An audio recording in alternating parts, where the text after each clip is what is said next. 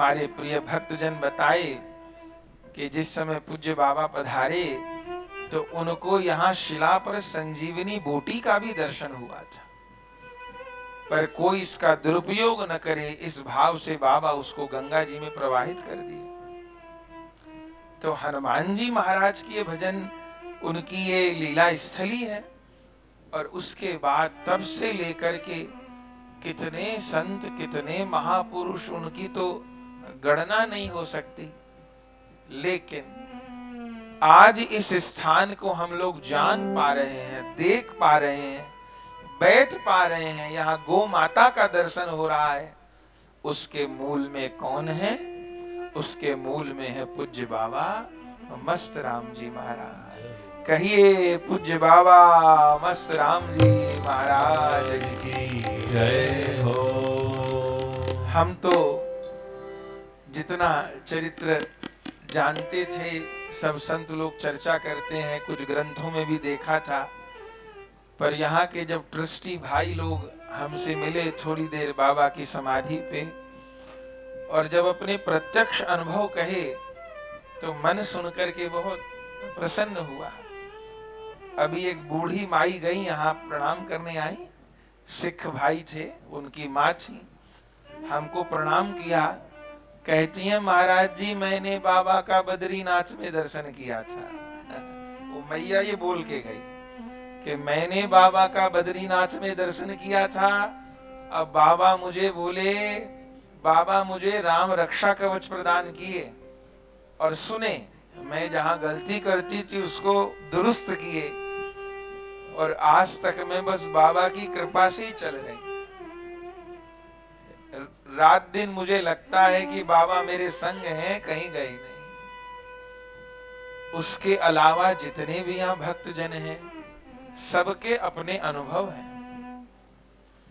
पूज्य बाबा का जन्म कहाँ हुआ,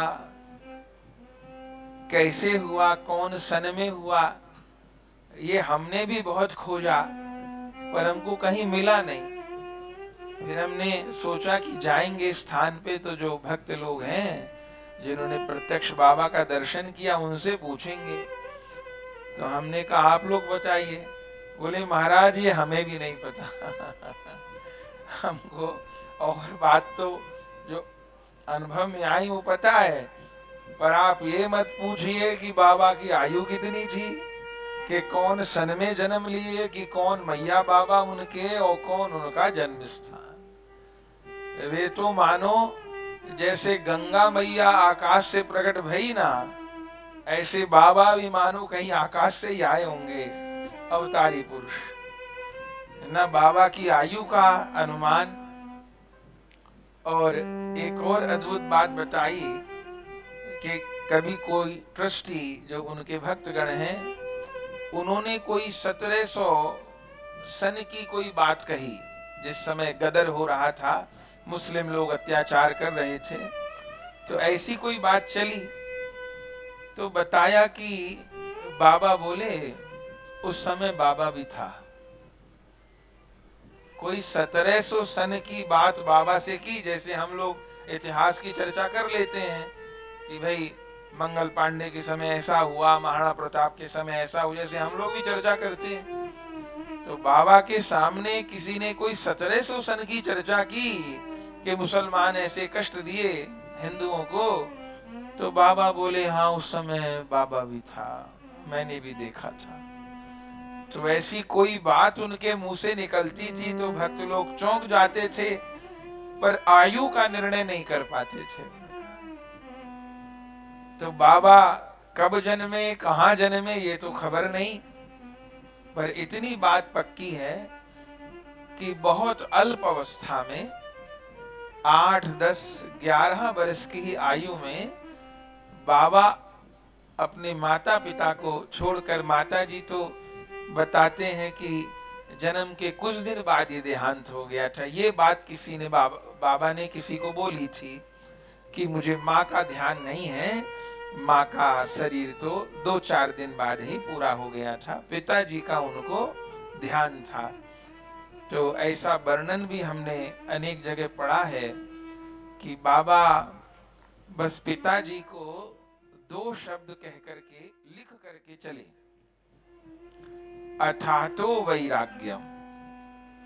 बस ये शब्द कह करके चले कि वैराग्य प्रारंभ हो रहा है, और इतनी बात। फिर वे अपने माता तो रही नहीं, पहले ही चली गई भगवत धाम, पिताजी से भी फिर कभी मिलना हुआ नहीं। और बाबा परम विरक्त होकर के सर्वत्र विचरण किए।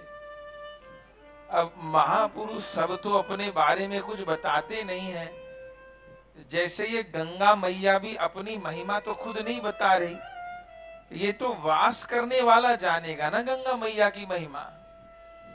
ये तीर्थ अपनी महिमा खुद तो नहीं बता रहे, ये गो माता अपनी महिमा खुद तो नहीं बता रही, ये तो भक्त इनकी महिमा को जानेगा ना।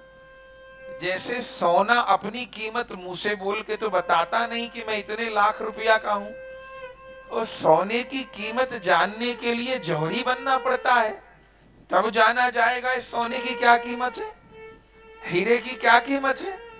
और कोई कबाड़ी होए तो वो तो हीरे को भी कांच मान लेगा। तो ऐसे महात्मा की महिमा क्या है, ये तो सोई जानई जे देव जनाई, अजानत तुम्ही तुम्ही हो जाइए। ये तो ये कृपा करके महात्मा जिसको जना दे उसको जना दे, और न जनाए तो न जनाए। जिसकी जितनी बड़ी झोली होगी उतनी भर जाएगी। एक गंगा मैया में तो अथाह जल है, लोटा ले जाए तो लोटा भर जाएगा, बाल्टी ले जाए बाल्टी भर जाएगी, कलश ले जाए कलश भर जाए, और कोई नहर खोद ले तो नहर भर जाए। जिसका जितना पात्र गंगा मैया उतना ही भर देगी। हम ये नहीं नाप सके कि गंगा मैया में कितना जल, मेरा जितना बड़ा बर्तन होगा माँ उतना भर देगी। ऐसे हम ये नहीं नाप सके कि महात्मा में कितनी शक्ति, महात्मा की क्या महिमा। जिसका जैसा पात्र होगा वो वैसा भर जाएगा। तो बाबा विचरण किए, और जो बड़े प्रसिद्ध बाबा के वृतांत हैं, बाबा किसी महात्मा से मिले तो उन्होंने बाबा को एक उपदेश दिया कि कभी भी याचक नहीं बनना है, कभी भी किसी से कोई याचना नहीं करनी है।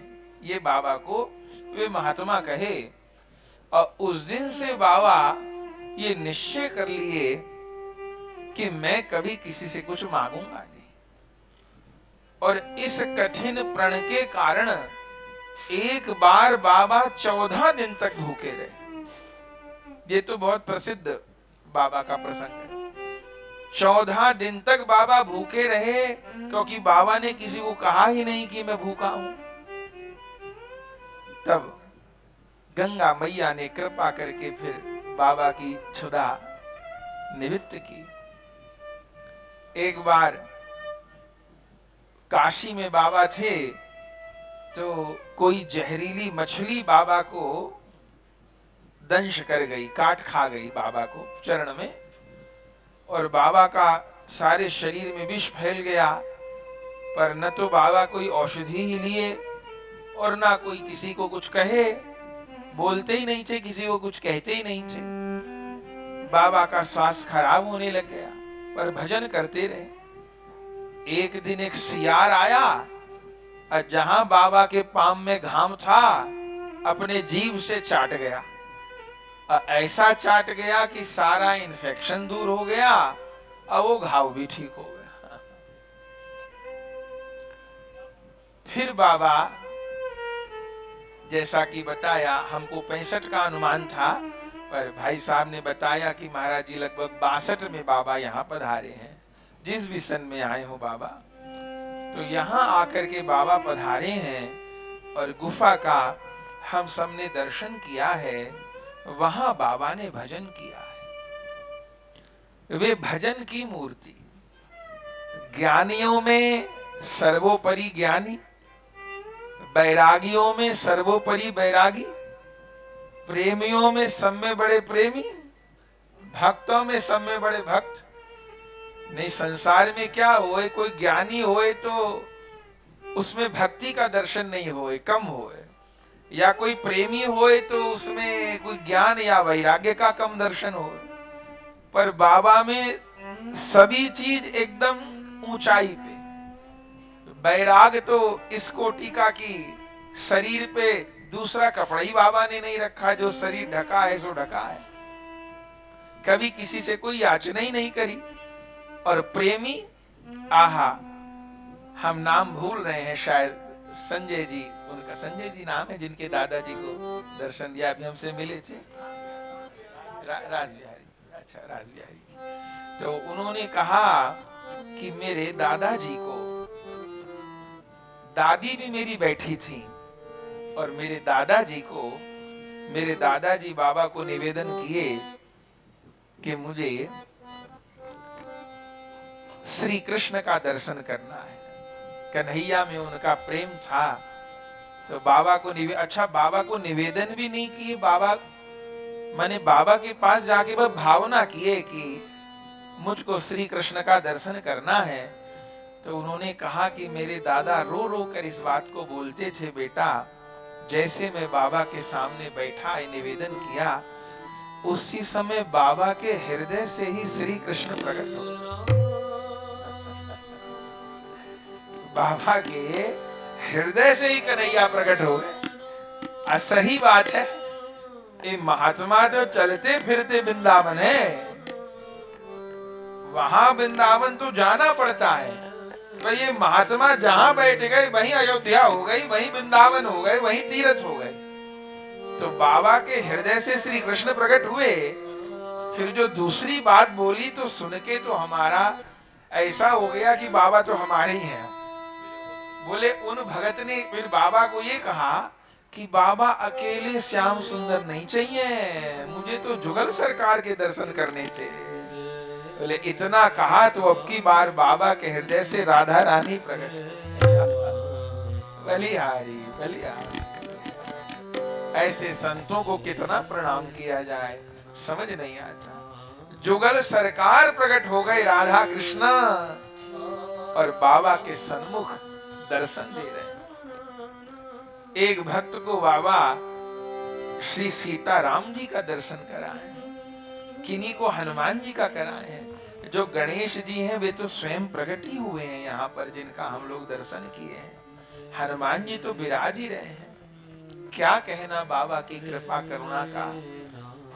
तो वैराग्य अद्भुत, भक्ति अनंत, ज्ञान अनंत, और उसके साथ जो गौ माता की सेवा अद्वितीय। हमने देखा भी अभी और पहले सुना भी था, और भक्तों ने भी उसी बात को दोबारा बताया। बोले महाराज जी, हमारे यहाँ किसी गैया के गले में रस्सी बंधी आप नहीं देखे। ये बाबा का नियम कि हमने, हमारे यहाँ गौ माता नहीं रह रही, हम गौ माता के यहाँ रह रहे हैं। हमारे यहाँ गौ माता नहीं रह रही, हम गौ माता के यहाँ रह रहे हैं। और गौ माता खुली घूमती है, और किसी गैया को दूहा नहीं जाता। उसके बछड़ा दूध पीवे, उसकी बछड़ी दूध पीवे, और सुखपूर्वक। बाबा को गौ माता प्राणों के समान प्यारी। तो बाबा जो गौ सेवा किए वो अद्वितीय, और फिर भक्तों पर कितनी कृपा। अपने अपने अनुभव सब भक्त लोग बता रहे थे जितनी देर हम बैठे। बोले महाराज, जिसने संसार मांगा तो बाबा उसको संसार दे दिए, जिसने वैकुंठ मांगा उसको वैकुंठ दे दिए, जिसने भोलानाथ को मांगा तो उसको भोलानाथ दे दिए, जिसने लौकिक चाह की तो लौकिक चाह पूरी किए, जिसने अलौकिक कही तो अलौकिक पूरी किए। और सब में बड़ी बात की बाबा कहीं गए नहीं। अब हम लोग शरीर से तो दर्शन नहीं कर पाए बाबा का, आश्रम में तो प्राय सब भक्तों ने किया है, क्योंकि बाबा 1987 में ही लीला अंतर्धान कर गए, वो भी योगिनी एकादशी। और चरित्र में बाबा के वर्णन है कि बाबा के यहाँ एक कानी नाम की कुतिया थी, वो एकादशी रखती थी। ये बाबा के चरित्र में वर्णन। एक कुकरी बाबा के पास पड़ी रहती थी, कुटिया। उसको कोई एकादशी को अन्न खिलाए तो वो अन्न नहीं छूती थी। कैसी महापुरुषों की विलक्षण लीलाएं हैं। और गोमाता तो ऐसा कि क्या कहना, गैया को देख के तो इतना प्रसन्न हुआ। दूध कोई दूह ले जाओ, भोजन करवा देंगे बाबा, और गैया जिसकी ले जाओ दूध वो काढ़ लो। ऐसा उनका स्वभाव। 1987 तक बाबा विराजे हैं। और फिर स्वास्थ्य खराब हो गया कि ये हो गया वो हो गया। जिसने दुनिया के स्वास्थ्य ठीक कर दिए उसके काहे का स्वास्थ्य खराब होना था। ये तो सब कहने की बात है कि स्वास्थ्य खराब हो गया, बाबा अन्न छोड़ दिए, बाबा कमजोर हो गए। जिसने मुर्दा जिला दिया, जिसने मुर्दा जिला दिया, जिसने दूसरों की जिंदगी भर रोग ठीक कर दिए, उसको काहे का रोग हो गया। अब वो बुलाना था। जैसे श्री राम श्री कृष्ण भी प्रकट होए तो जितने काल को प्रभु पधारे उतने को विराजे, फिर प्रभु भी अंतर्धान होए।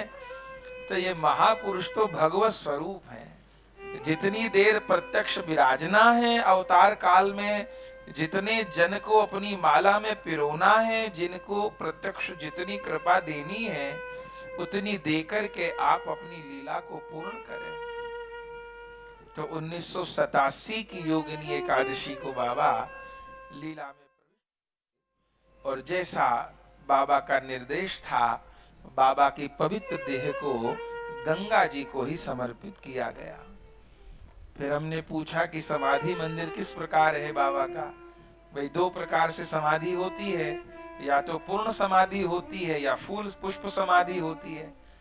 तो उन्होंने कहा कि महाराज जी, युवराज जी ने बताया कि महाराज जी ये जो सिंहासन है ये बाबा का ही व्यवहार किया हुआ है। बाबा यहाँ विराजते थे। अच्छा, यहाँ भी विराजते थे, ये भी बताया। जो यहाँ आसन लगा है यहाँ पर भी बाबा विराजते थे, और जो समाधि मंदिर है वहां पर भी बाबा विराजते थे। तो उनका व्यवहार किया हुआ वहां बाबा विराजते थे नहीं, विराजते हैं। जय हो। विराजते थे भी नहीं, विराजते हैं। तो अभी भी कोई उनको पुकारता है। और मुद्रा देखिए, ये प्रेमी की मुद्रा होती है, ये महापुरुषों की मुद्रा होती है। उनको कुछ देखने की इच्छा ही नहीं होती, वो अपने में मगन रहते हैं। तो कैसी बाबा की ये पवित्र मुद्रा है। तो कितना पवित्र स्थान।